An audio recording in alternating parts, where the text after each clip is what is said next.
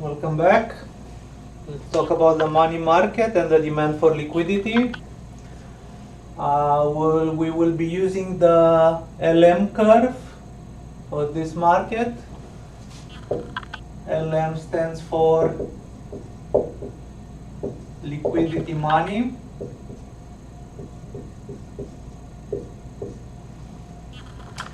And the way to think about this equation is that it is the demand for real money balances for the households or the private sector. So it's money demand relative to the US price level, and we're going to model this as a function uppercase L for liquidity. It's going to be a function of the interest rate in the US and the level of real activity or real GDP in the US. So let's figure out what these terms are, and then we're going to think about the intuition for this relation. So this will be demand for money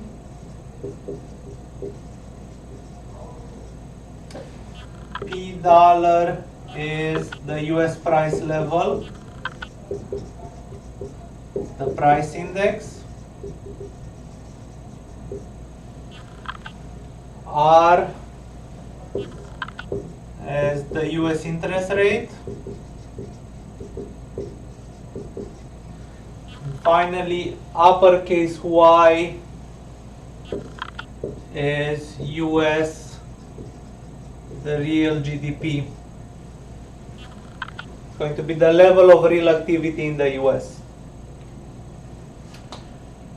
So the way to think about it is that the household or the private sector faces a trade-off between holding liquidity or holding money and holding interest-bearing assets.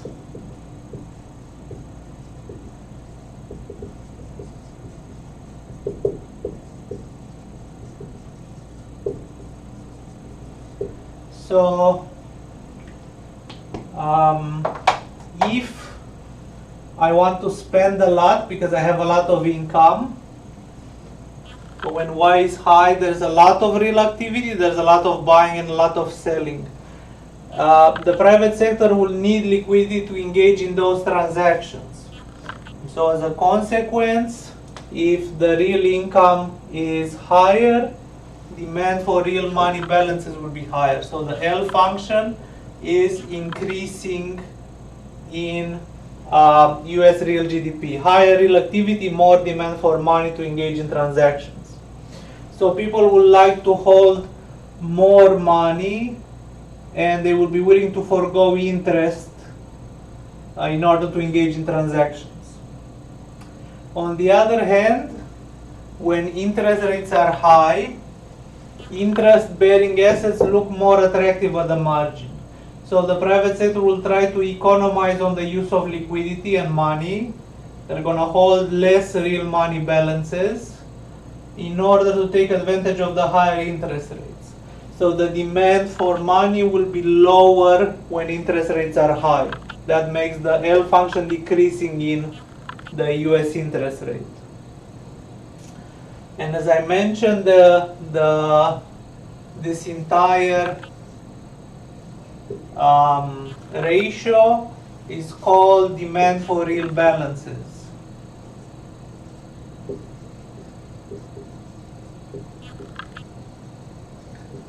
It's demand for money relative to the price level. If prices are high, the price level is high, the same amount of money, the same amount of dollars will buy you fewer units of everything. So this ratio of money to the price level is telling you what is the real purchasing power of the money.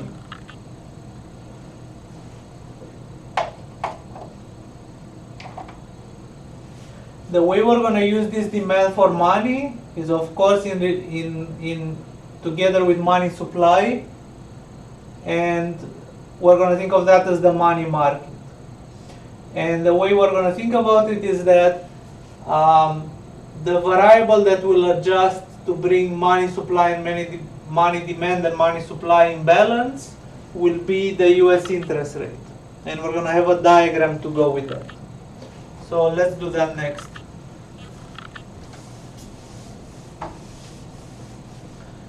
We're going to think of the supply of money as being under the control of the US Fed, the Federal Reserve System.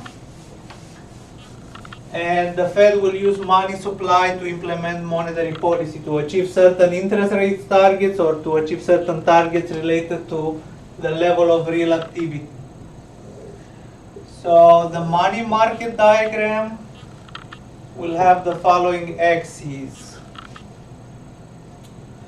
We're going to have the US interest rate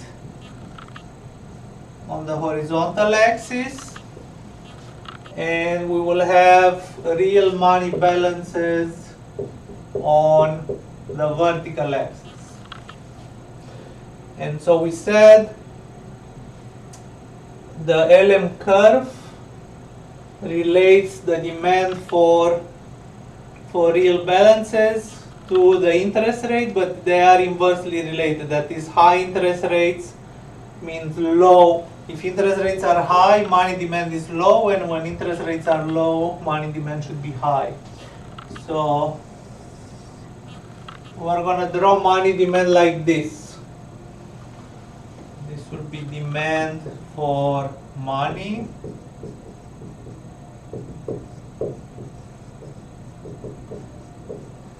Given the level of real activity Y. So this will be the money demand curve.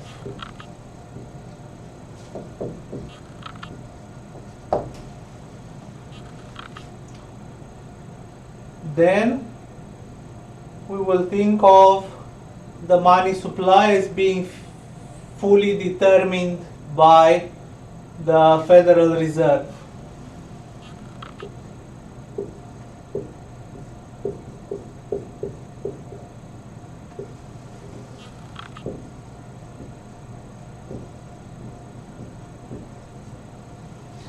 So the Fed, the Federal Reserve Bank, will pick the money supply, and together with the US price level, that's going to pin a supply of real money balances. Then the money demand curve, the LM curve, will pin down the interest rate in the US. So of course the money market clearing condition will be that money supply equals to money demand. And again, the important part is that we're going to think of the interest rate as being the price, the relevant price that adjusts to clear the market. So this market clearing will be implemented by changes in the interest rate. And the intuition here is that if the Fed wants people to hold more money, then it must be the case that the interest rate has to be lower, so people are willing to forego interest-bearing assets in the favor of holding more liquidity. And of course, what we find is that there is some interest rate at which people are willing to hold the money supply that the Fed wants to put out there.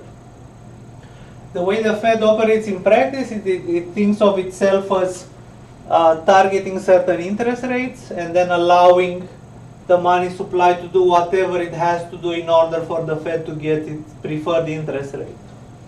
So that's why we always talk about the Fed policy in terms of, well, they lower rates, they increase rates, and so on. But then in the background, the way they implement that is by altering the money supply in order to induce the right interest rate. this diagram will be very important for our analysis of exchange rate overshooting, which is where we're going with this chapter. But before we can do that, let's look at a couple of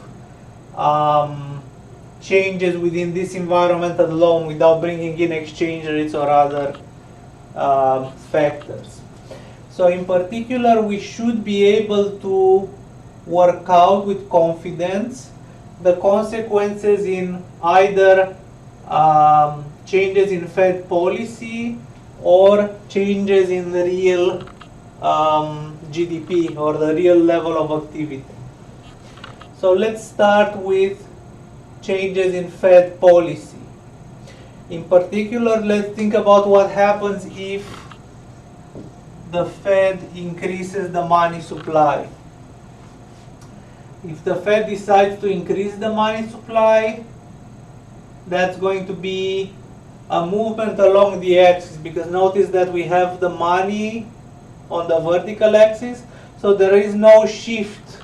We are not shifting any curve here. We're moving along the axis.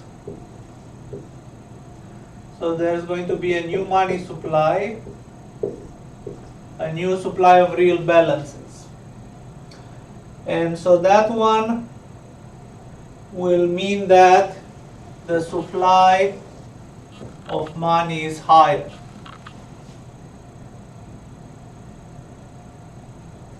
Right, so we're moving up the axis, and that changes the intercept of this flat line.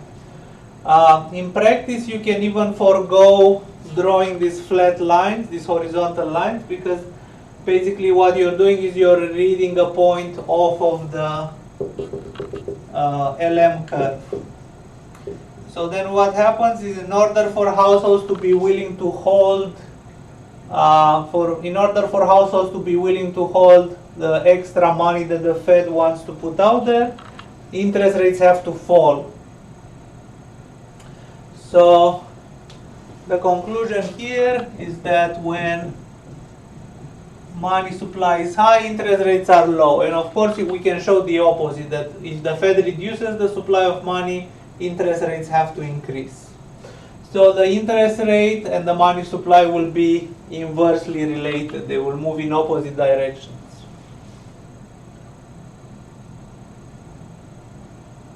Good.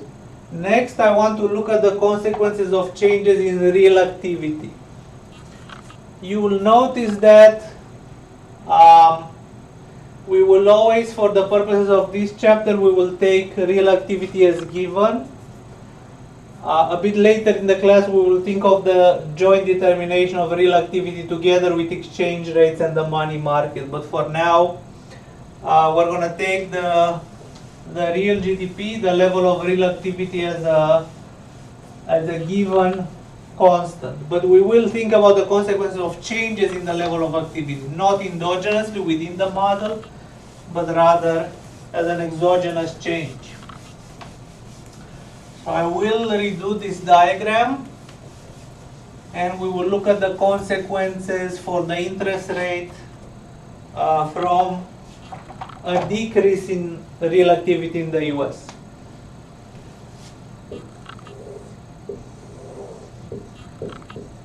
So again, this is the money market. So we have interest rates on the horizontal axis and real money balances on the vertical axis.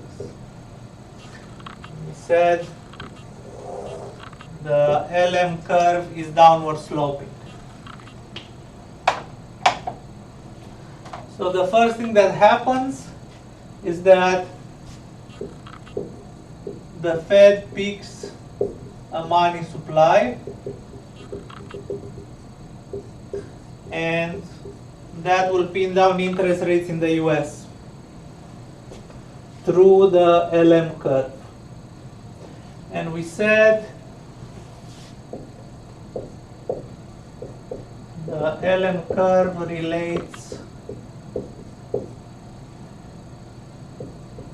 the demand for money to the interest rate and real activity. But the demand for money is increasing in US activity. So if US activity is down, it means that for the same interest rate, demand for money has to be lower. So for the same interest rate, a lower real GDP means that the LM curve will be lower. There's going to be a lower level of money demand. So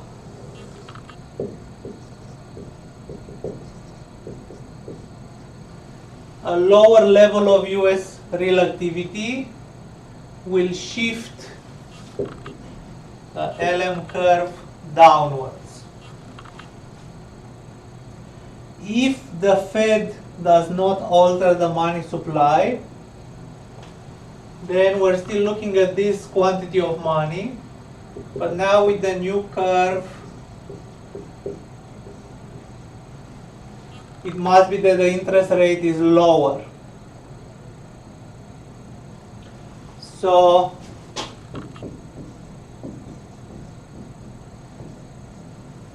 when the real activity is low and the Fed does not alter the money supply, interest rates have to fall. So interest rates and real activity move in the same direction in this market.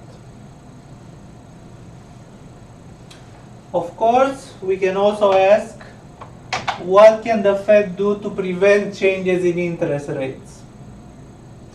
Well, in order for the Fed to keep interest rates at R star, the initial level, we need to find the level of money supply on the new curve, which would give us the initial interest rate, which has to be here.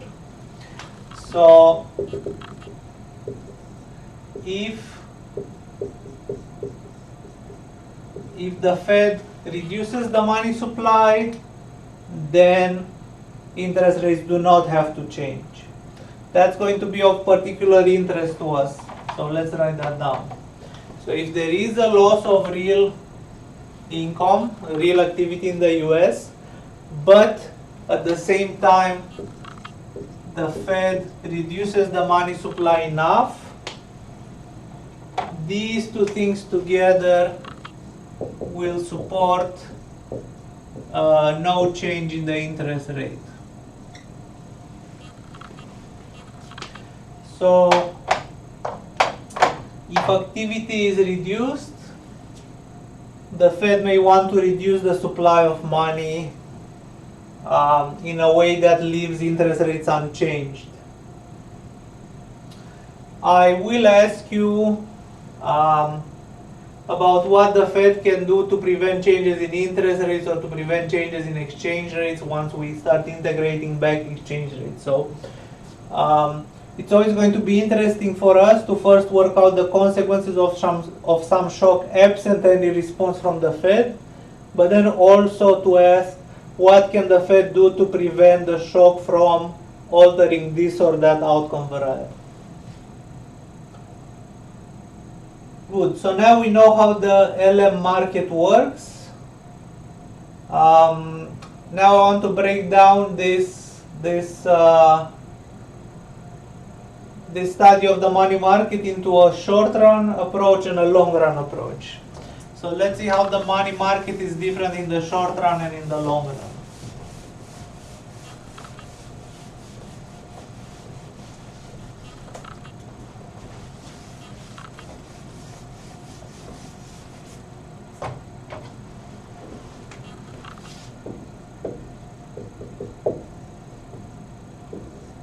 So we will make slightly different assumptions about the short run and the long run.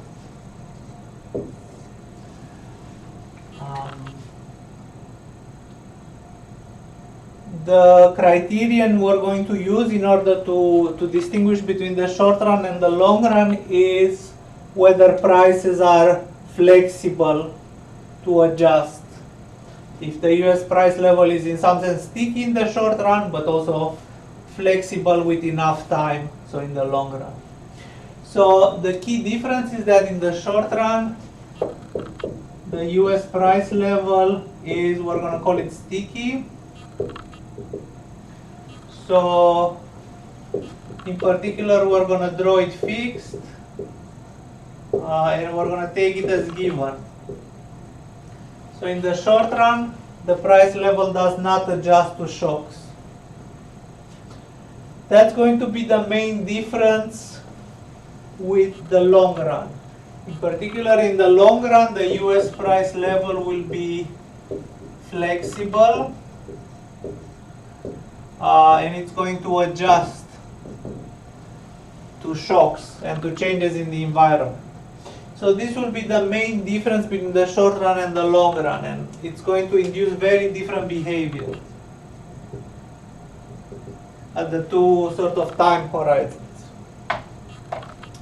The other assumption we're going to make for now is that the level of real activity in the US is fixed.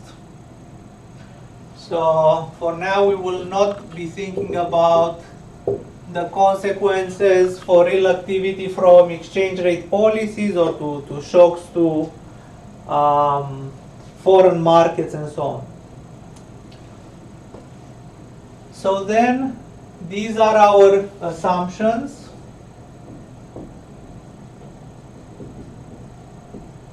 And together they will induce a very different behavior in the money market in the short run and in the long run. In particular, the short run will proceed based on the diagram we've been developing. So in the short run, we're going to use this LM diagram.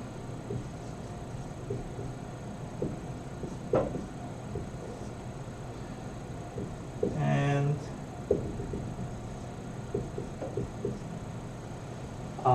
the LM curve will shift with real activity.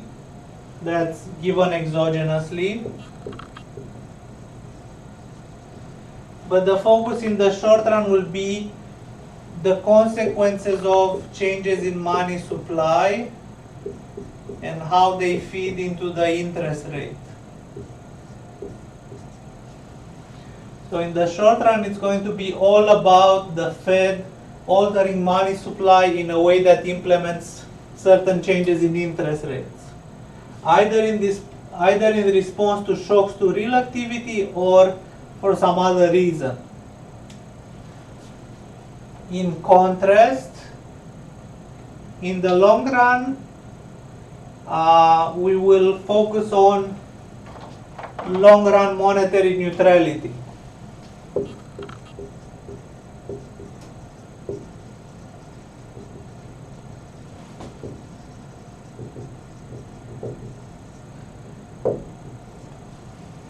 In short, this means that real quantities, including real money balances and the level of real activity, will be unaffected by nominal or monetary factors. And as a consequence,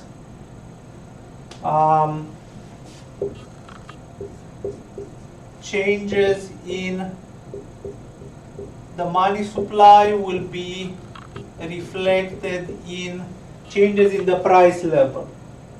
So in the long run, once I change money supply, eventually prices are unstuck and they adjust, and we're going to assume that they adjust one for one.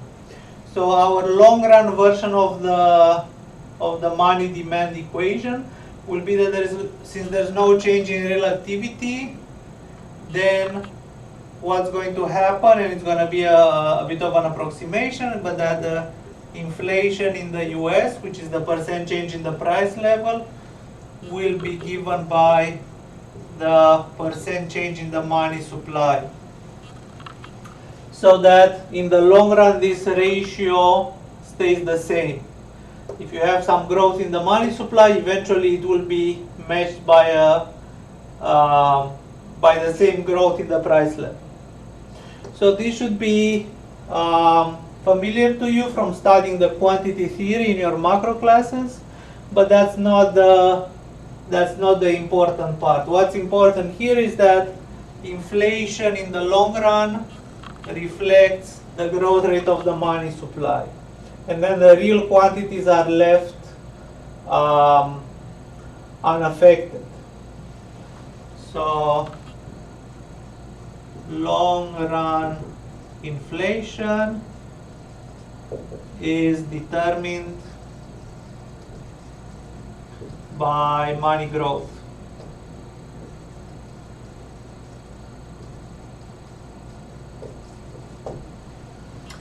So that's going to be true in our analysis of the money market in the long run. Good. So together with purchasing power parity, this will be an important observation about the long run. It's going to allow us to work through the long run consequences of changes in permanent policies. So if the US permanently increases, if the US Fed permanently increases the money supply, that's going to lead to a permanent increase in the price level, and through purchasing power parity, as we will see, that will have consequences, permanent consequences for the exchange rate. The last thing I want to mention about the money market is the way we're going to integrate it with the forex market, with our analysis of the exchange rate with UIP. So that's going to be our main diagram for this part of the material. It's going to be the diagram we're going to use to solve most of the problems in this section. So let's put these two diagrams together.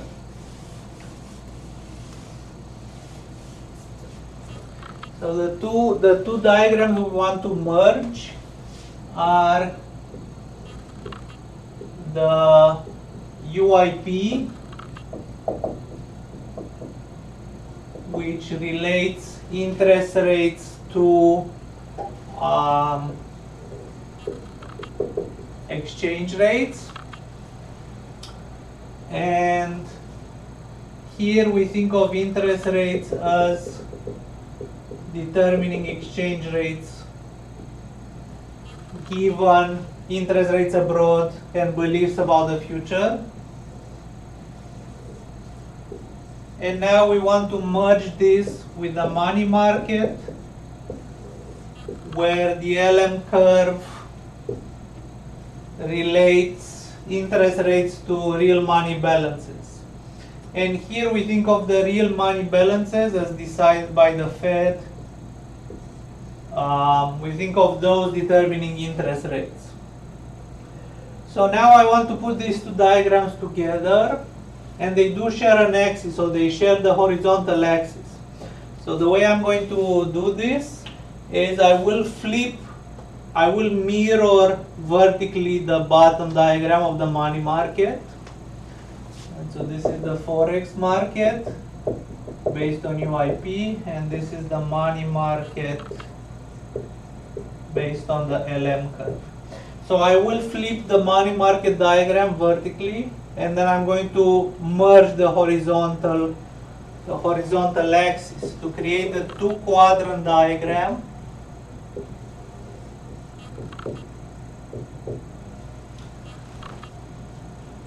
And that will allow us to study the joint determination of interest rates and exchange rates based on Fed policy. So notice that when I'm flipping this vertically, this used to be downward sloping, now it's going to look in a way upward sloping. You should think about it as being sort of facing the origin. That's going to be the LM curve now. And going downward will be an increase in real money balances. We need to be careful that now an increase is a downward movement. And then the top quadrant can stay the same as before.